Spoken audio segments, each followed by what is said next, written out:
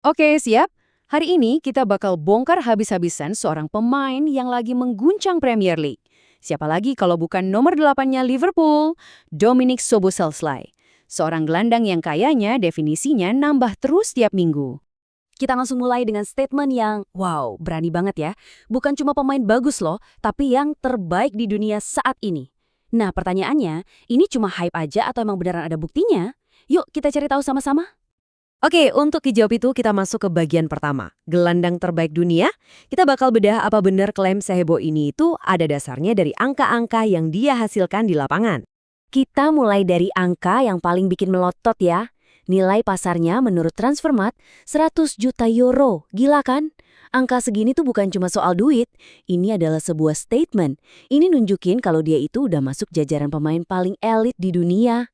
Tapi, ya kita semua tahulah ya, harga mahal itu belum tentu jaminan performa. Makanya, yuk kita geser dulu fokusnya dari urusan dompet ke kontribusi nyata di lapangan. Apa sih yang bikin dia benar-benar istimewa?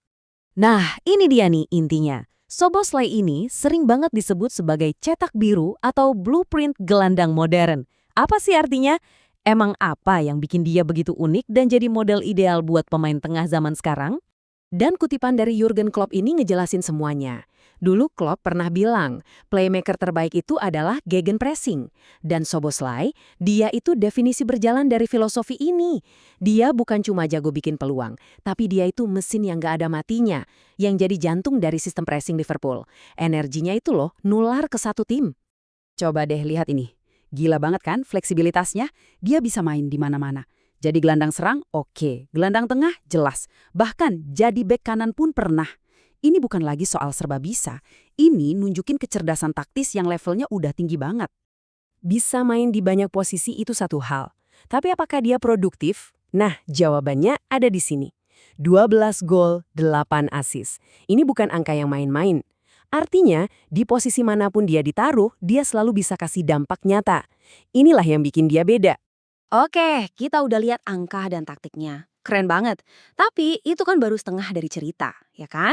Di balik setiap pemain hebat selalu ada perjalanan yang gak gampang. Dan Szoboszlai ini bukan pengecualian. Lihat deh progres karirnya. Cepet banget naiknya. Dari FC Liefering, terus ditempa di sistem Red Bull, Salzburg, Leipzig, sampai akhirnya puncaknya di Liverpool. Kayak udah disiapin gitu, langkah demi langkah, buat panggung termegah. Tapi nyampe di Liverpool bukan berarti santai. Justru tantangannya lebih besar. Bayangin, baru aja adaptasi, manajernya, Arne Slot, langsung ngomong di depan publik, minta dia lebih banyak cetak gol dan assist. Wah, ini momen penentuan banget buat dia. Dan gimana dia jawabnya?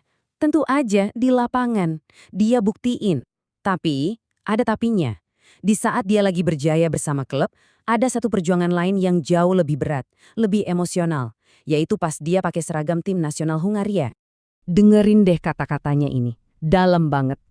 Ini dia ucapin pas Hungaria gagal lolos ke Piala Dunia. Dia nggak marah, tapi sedih. Dia ngerasa punya utang sama negaranya. Kegagalan ini pasti sakit banget, tapi justru ini yang jadi bensin buat dia jadi lebih kuat lagi. Soalnya, Szoboszlai ini bukan cuma soal apa yang terjadi di dalam lapangan selama 90 menit. Dia itu lebih dari sekedar pemain. Dia itu ikon, kapten, pemimpin, bahkan sebuah brand. Yuk kita lihat sisi lainnya.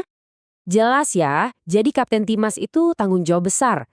Tapi di luar itu, lihat deh, dia jadi brand ambassador Adidas, kerja sama perusahaan raksasa di negaranya.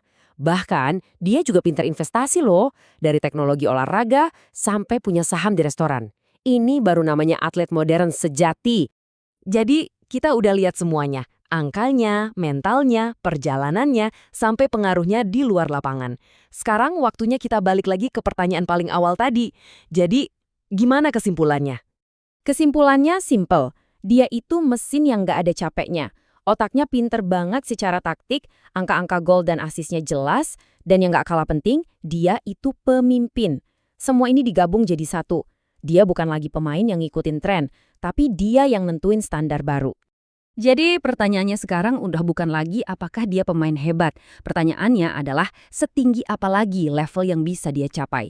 Warisan seperti apa yang bakal dia tinggalin di dunia sepak bola. Kita lihat aja bareng-bareng.